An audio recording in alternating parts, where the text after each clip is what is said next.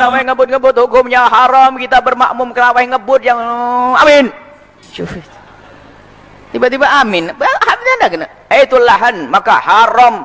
Kalau sampai ada Anda mendengar, bahkan dikatakan Imam Nawawi, termasuk dalam buku terawih kita sebutkan juga dari At-Tibyahnya Imam Nawawi, ada sebagian orang tuh kebut-kebutan sholat terawih. Awas, hati-hati. Kalau Anda mendengar orang membaca Al-Quran dengan cara yang salah, ngebut sampai nggak ketahuan makhrajnya dan sebagainya, itulah dan hukumnya haram. Wajib bagi imam, seorang pemimpin, untuk mengambil imam itu untuk dicambuk. Imamnya dicambuk karena dia telah melakukan dosa. Dan kita pun haram bermakmum dengan imam yang semacam itu.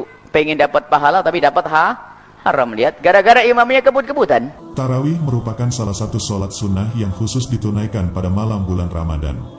Sebagaimana namanya yang berasal dari kata bahasa Arab, roha, berarti rehat, tenang, nyaman, atau lepas dari kesibukan. Sholat tarawih mestinya menjadi sholat yang tenang, jadi sarana meraih ketenangan dan melepas kesibukan.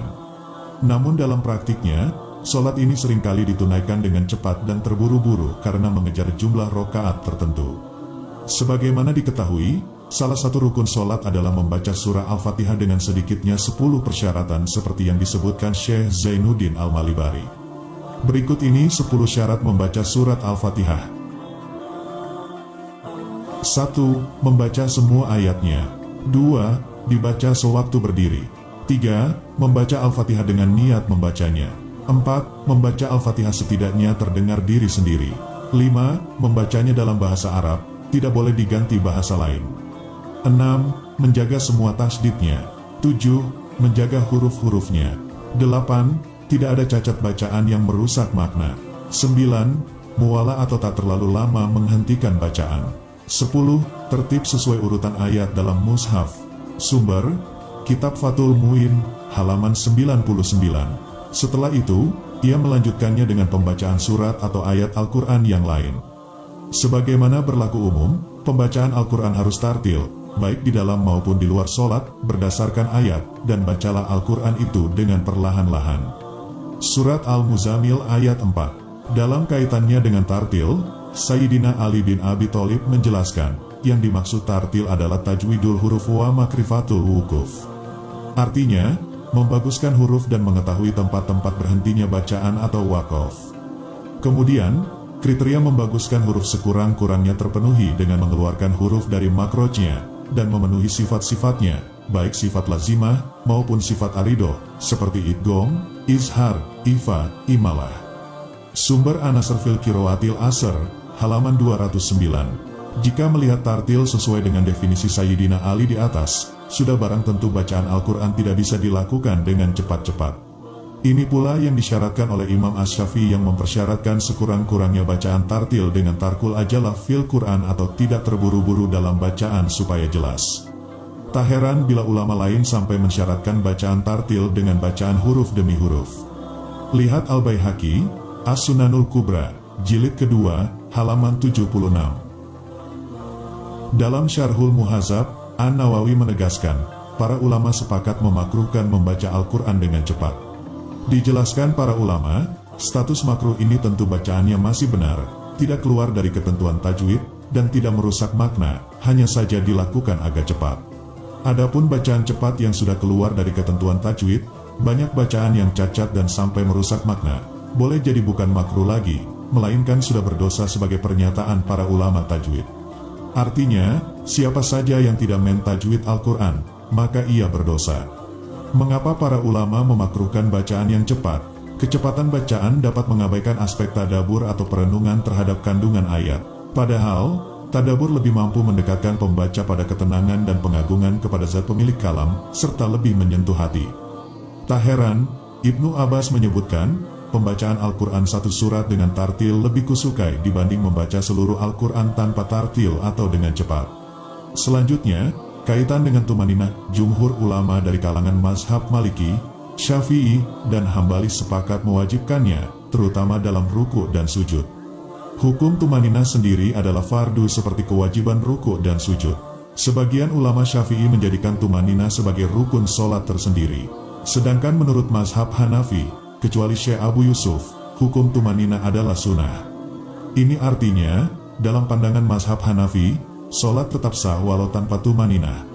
Lihat Ikhtilafu Aimatil Ulama, Jilid 1, halaman 114. Tumaninah sendiri berarti tenang dan diam seluruh anggota tubuh sekurang-kurangnya selama 1 kali bacaan tasbih. Adapun yang menjadi dalil wajibnya tumaninah menurut mazhab Maliki, Syafi'i, dan Hambali adalah hadits Rasulullah riwayat Al-Bukhari nomor 6251 dari Abu Hurairah.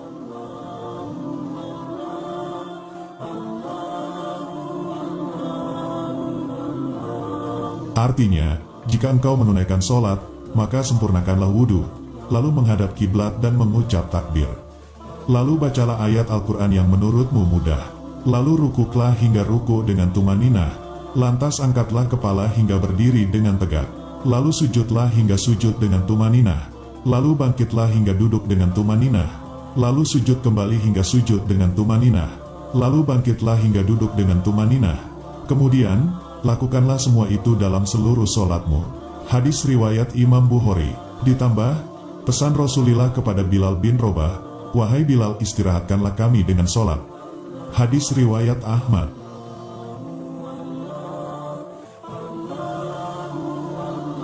Adapun alasan ulama Hanafi menghukumi tumaninah sebagai sunnah, termasuk tumaninah dalam sujud dan ruku sebagaimana dalam Al-Mawsu'atul Fiqhiyah sebagai berikut ini.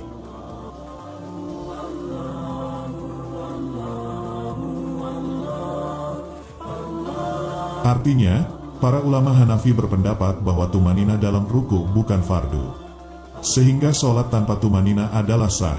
Sebab, yang diwajibkan dari ruku adalah membungkuk dan condong. Bila seseorang sudah membungkuk, sejatinya sudah menunaikan ruku sesuai dengan istilah ruku yang disebutkan dalam firman Allah, "Hai orang-orang yang beriman, rukuklah kamu, sujudlah kamu, sembahlah Tuhanmu." Surat Al-Hajj ayat 77. Tumaninah itu langgeng pada asal perbuatan.